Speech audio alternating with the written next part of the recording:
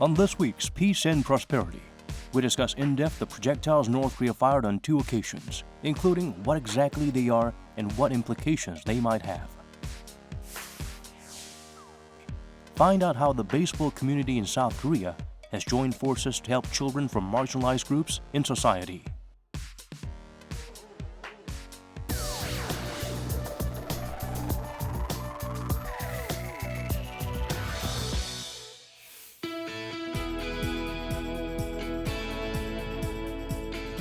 Hello and welcome to our program.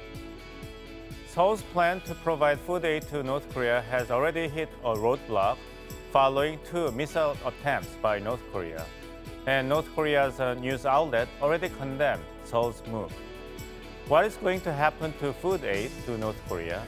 And what does North Korea want instead of it? These are the topics we are going to explore on this week's Peace and Prosperity.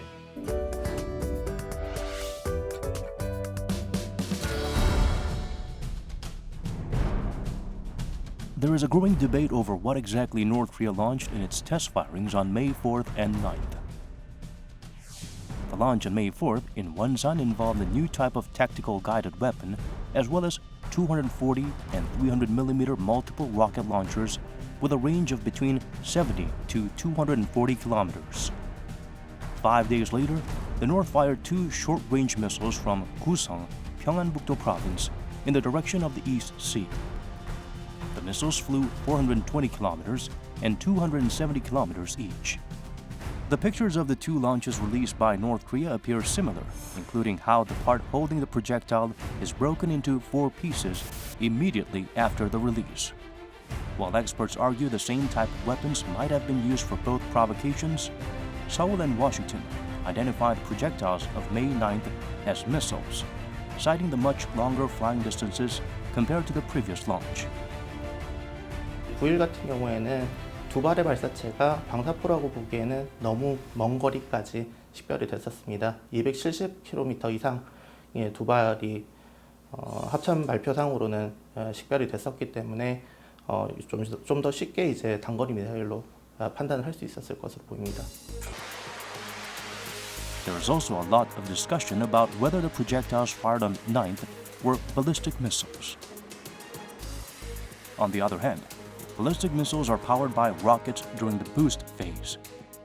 Noted for high speed and relatively low precision, they are mostly used to deliver nuclear warheads or other destructive weapons.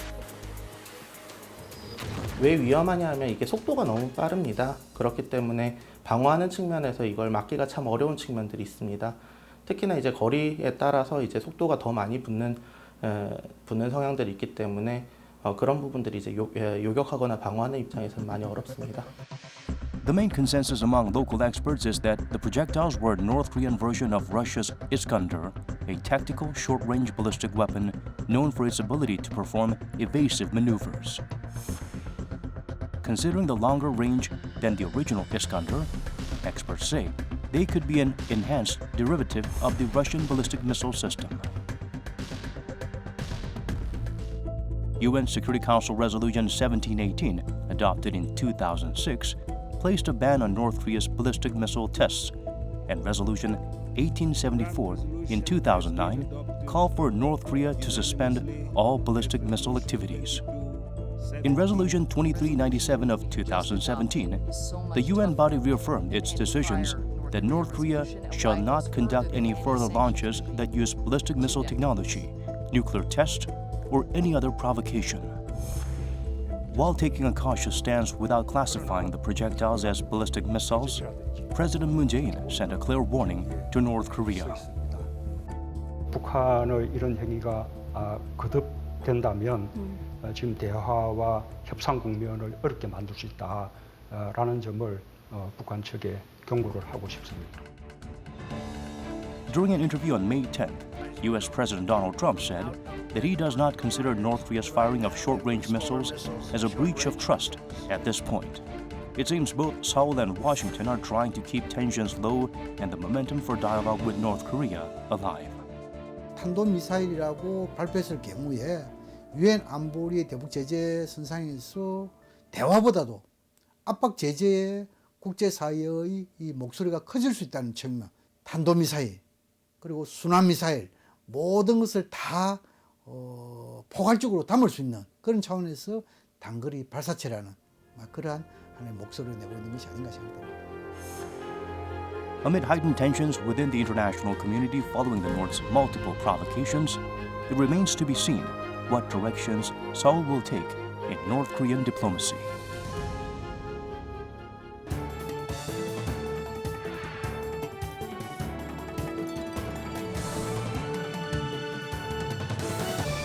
Confucius once says that it's such a pleasure to have a friend visiting you from a long distance. So it's a great pleasure to have you here, Professor of International Politics at National University of Singapore, Professor Yongwook Ryu. Welcome. Thank you for having me here. Right, we have to begin discussing very serious stuff. Some pessimists in Seoul and Washington would argue that, Kim Jong-un regime is not going to stop provocations until the Trump administration would agree with having third summit meeting with the terms that will be satisfactory to North Korea. Until then, North Korea will continue the provocations and increasing the level of the military drills. Do you agree with the pessimistic forecast? Well, I think that's likely, right? So North Korea, through these couple of missile tests, certainly has revealed its frustration with Seoul and Washington. So it's North Korea's way of putting pressure on South Korea and the United States to make forward and agree to the terms of North Korea. I don't know whether President Trump would give in this time. I think there's a question about that. I think if North Korea continues with its provocations, this time it will probably make it harder for the United States to agree to terms on North Korea.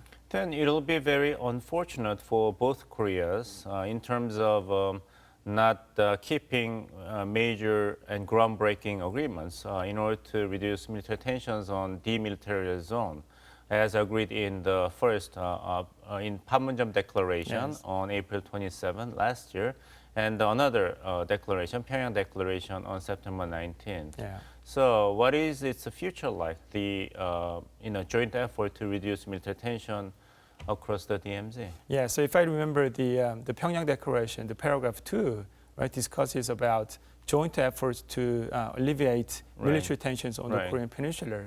So these couple of missile tests, recent missile tests, certainly intensify military tensions on the Korean Peninsula.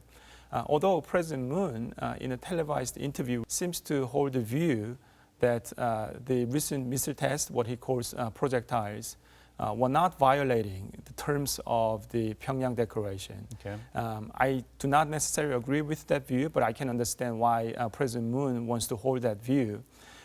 If it has not violated the terms of the agreement, it certainly has violated or breached the spirit of the agreement, right? So I think it just shows how little value Kim Jong-un gives to any sort of inter-Korean agreement. So if inter-Korean agreement serves its interest, then Pyongyang will honor it. If it finds breaching it serves its interest, then it will breach those agreements. Okay. Let's talk more about the optimism and pessimism coexisting in Seoul and Washington. Secretary of State of the United States Mike Pompeo recently said that the focus of United States-North Korea policy is making sure that it never again have to reopen the North Korean nuclear file. So it is a reformation of the goal to achieve final and fully verified denuclearization of North Korea, FFVD. Is there any chance that Trump administration would be more flexible in pursuing that absolute goal, or the goal will remain absolute goal? Yeah, so I think it's good, right, that everybody remains a bit optimistic, right? So without any sense of optimism, it's very hard to conduct diplomacy and negotiation with North Korea. Although I don't think Washington is all that optimistic on the prospect of success on denuclearizing North Korea. I think, if anything, skepticism has grown, right, in Washington, certainly among the more hawkish, conservative policy circles and traditional North Korea doubters. But not only that, but also within the Trump administration itself, I think the Trump administration is not showing its skepticism as yet because they still hope for potential third summit with Kim Jong-un and possible diplomatic breakthrough, right? So that's why Mike Pompeo sounds a bit optimistic. But I think there's still a long way to go, right? They still need to do a lot of work before they can be really satisfied. Our topic is nuclear North Korea, but as we are speaking about the topic, there's something going on as well in world politics, which is a trade dispute between China and the United States. And U.S. President Donald Trump made a very interesting remark that China is better off making a deal with the United States now because in my second term, if I get re-elected as a president, then the situation might become more difficult for China. Right. Is he going to say the same thing to Kim Jong-un in Pyongyang? That you will be better off to make a deal with me now because I may be more difficult, more hostile, more demanding if I get re-elected for the second term, and I'll be tougher. Yeah, the same logic would apply, right? So if President Trump gets re-elected, he would have the entire American backing, right, to pursue his policy. So he's been going back and forth between hardline and softline, right, policy towards North Korea. And if he still gets re-elected, that means that both his soft and hardline policies gets approved by the U.S. public. So I think the same logic would apply, and President Trump would probably say to North Korea that it's better for you to strike a deal with me right now. What is revealed in Hanoi summit meeting is that North Korea really wants sanction reliefs of any kind. Yes. Is there any possibility for the United States and South Korea giving that to North Korea? Well, I think, so first of all, I think there's a zero possibility of that. Zero? Yes. Even if it's possible, I don't think it's a good policy, right? So. Why is it not a good policy? Well, so if, unless North Korea makes progress on the issue of denuclearization, the parties should not think about giving favors or benefits to North Korea because doing so only encourages North Korea to stick to its very hardline, tough negotiating tactics. So personally, I don't think it's a good idea, right? However, if North Korea makes progress on the issue of denuclearization, then that's when I think the parties should think about giving benefits to North Korea, whether it be economic or political.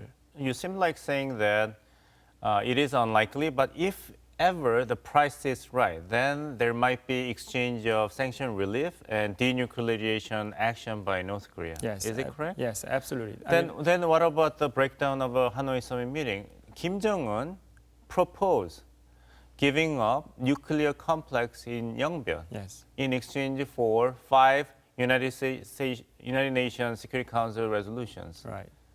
Do you think the price was not right? Yeah, no, I don't think that was the right deal that the USA was happy with, right? So it's basically selling the same horse, not even twice, but 3 times, right? Yongbyon facility has always been the main focus, right, of the nuclear negotiations in the past. So we know quite a bit about Yongbyon facilities. But we also know that North Korea has other nuclear facilities. So what the United States went after in Hanoi is more comprehensive, right, inspection of entire nuclear facilities and capabilities in North Korea.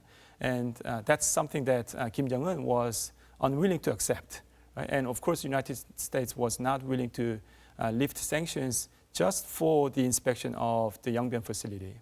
So if there be any third summit meeting between United States and North Korea, that should be what Stephen Biegun called beyond Yongbyon. There must be substantial more addition to the dismantlement of Yongbyon facility. Right. So that's the position that the United States sticks to. You never know, right? Because the negotiators oftentimes change their policy stances, right, leading up to the final negotiation. So at least that's the position that the United States hold. And I hope that the USA sticks to that position, right, and puts pressure on Pyongyang. I think for a third summit to take place, either of these two parties or both of them need to revise their old or previous stances. Otherwise, there wouldn't be a third summit. But in the absence of summit meeting taking place in the short run, both sides will be hurting. North Korea will be under harsh economic sanctions, so its economy will be tanked. In the meanwhile, United States will not achieve the goal, which is getting rid of nuclear warheads, intercontinental ballistic missile inside North Korea. So it is lose-lose condition. Yes. So although it's different type of loss, right? So for Pyongyang, the loss will mainly be economic, Right. and we know that that has hurt Pyongyang quite a bit. The loss for the United States will be mainly political, right? So as you know, the President Trump has sold his North Korea policy as a major foreign policy achievement, and now it looks like with the two missile tests by North Korea in recent period, it looks as if Trump's major foreign policy achievement does not look like much of an achievement, right? So I think, yes, it is a loss situation, but I think the degree of loss is greater on Pyongyang's side than Trump. The reason that I say this is because the traditional political support base for Trump and the Republican Party is very hawkish and conservative segment of the U.S. Society. So if the Trump reverts back to the previous hardline policy towards North Korea, I don't think he will suffer all that much politically. All right. Let's talk about something other than sanction relief, which is provision of humanitarian assistance. Simple question first, Professor Yu. Yes or no? Do you agree or disagree with this idea of providing humanitarian assistance to North Korea? Right. I don't know whether there can be any simple answer to any issue relating to North Korea, but in principle, my answer is yes. Yeah. Right? So I think South Korea should be a responsible member of the international community and doing its part in humanitarian assistance to needy countries around the world, including North Korea, should be encouraged. Right? So I think in principle, I have no objection to providing food aid to North Korea. One should separate security and military issues from humanitarian needs. However, having said that, I think what the current Moon administration is trying to do with its food provision to North Korea should be revised. Right? So Revised in what way? So in a televised interview, President Moon seems to suggest that South Korea should give rice to North Korea because South Korea has an excess stockpile of rice. Now, we've had this debate in the past, right? So rice is unlikely to be distributed to the ordinary North Korean citizens. Rather, the party or the military would keep it, right, for emergency situations. So if you provide rice to North Korea, it may not even serve the humanitarian purpose. It may even be used against South Korea in a potential military conflict. Right? So we've had this debate in the past, right? And the conclusion was it's probably better to give other food items to North Korea for humanitarian purposes, such as corns or potatoes, right? Which will still serve the same humanitarian purpose. Right. All right, Professor Yu, thank you so much for having you here in studio and listening to your insights. Thank you very much. Thank you. There's nothing like sports that help children build self-confidence. The baseball community has come together to organize and run a junior baseball team for North Korean defector children. Here's more on the story.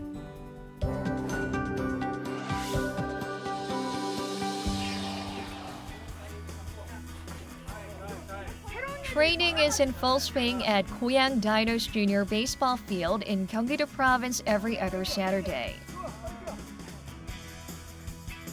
The Rainbow Little Baseball Team is a junior baseball team founded in 2012 by baseball commentator Ho Gu-yeon and the Goyang City government. Named after the rainbow, the symbol of harmony, the team is made up of 22 members who come from North Korean defector families and multicultural families. 뛰니까 어때? 재밌어요. 치는 게 재밌어요. 어린 청소년들의 중요한 것은 활발하게 뛰놀고 해야 되거든요. 함께 하는 생활, 그리고 룰을 지키고, 그리고 승복할 줄 알고, 이런 것들을 좀 해야 되지 않겠느냐 생각해서. Baseball is by far the most popular sport in Korea, but also a costly sport to pick up. The junior team was founded on a vision to help children from marginalized communities dream big and believe in themselves. To turn the vision into reality, the South Korean baseball community has come together, including the former managers and coaches from the country's professional baseball league. 그러니까 이기면은 뭐 기분이 좋아요. 낯선 사람에 대한 두려움이라고 전 생각하고 있거든요. 제가 처음 했을 때 아무래도 아이들이 회피한다고 해야 될까요? 좀 두려움 그리고 거리감이 좀 느껴가지고 처음에 좀 친해지기는 어렸었는데 한 가면 갈수록 뭐 저도 장난도 걸고 또 같이 훈련하게 되면서 동화되고 또 자신감 생기고 재밌게 훈련하는 것 같아서 좋아요. On May 9th, the Gocheok Sky Dome welcomed special guests. The Rainbow Little Baseball team was invited to a game between the Kyum Heroes and the LG Twins at the stadium by Jae-in, one of the sponsors for the Heroes. 2015년부터 남북한 언어 이질성을 좀 극복하기 위한 통일 교과서 연구 사업을 시작을 했고요. 작년에 1, 2학년 통일 교과서 개발을 완료했습니다. 그런 와중에 저희가 그 고향에 무지개 리틀 야구단이 있다는 소식을 듣고 저희 그 연구하는 과제하고 저희의 교과서 사업하고 그 리틀 야구단의 또 취지하고 방침이 잘 맞는 것 같아서 이렇게 초청 행사를 하게 되었습니다.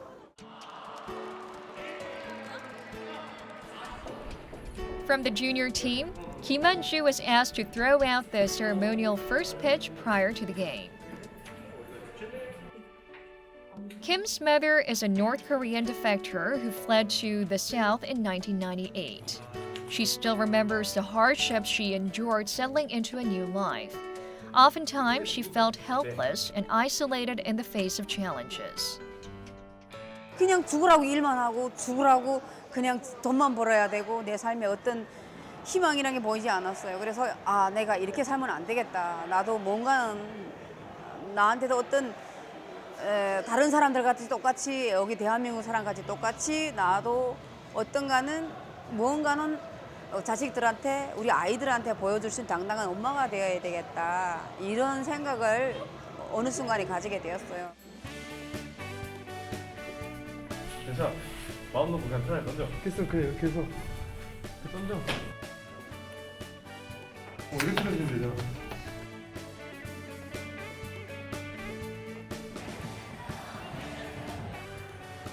Kim approached the pitcher's mound in what could be called his dream come true moment. He hurled the ball with all his might. 저는 그다지 많이 떨리지 않았는데 하니까 뿌듯하고 약간 후련해요. 오늘 이 첫 시구가 우리 아들한테는 어쩌면 우리 아들이 인생에서 첫 시작의 문이라고 생각을 해요. 이 세상에 자기를 내세울 수 있는 첫 시작의 문이라고 생각을 해요. 나를 당당하게 이 세상에 내놓을 수 있는. We root for the young baseball players in any future challenge they take on.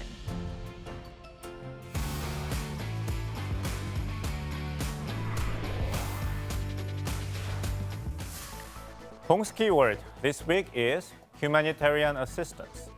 Despite its pride in Juche ideology, self-reliance, North Korea first asked for humanitarian assistance from the outside world in 1995, when the economy, which was already devastated, hit hard by flood and famine. North Koreans call this period of food crisis a period of arduous march.